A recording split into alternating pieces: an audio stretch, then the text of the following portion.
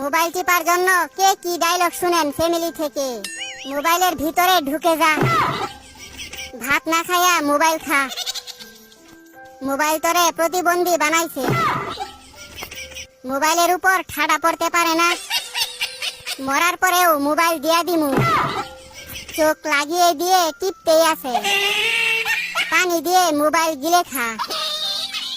নেশাখুরের মতো হইছে মোবাইল টিপতে টিপতে। হাত ব্যথা হইলে পা দিয়ে টিপ, মোবাইলে তোরে শেষ করছে। তুই কানা হয়ে যাইবি তো, এত টিপে মোবাইল নষ্ট হইতে পারে না। রিজাল্টের পর বুঝামু মজা, অন্ধ হইতে বেশি দেরি নাই।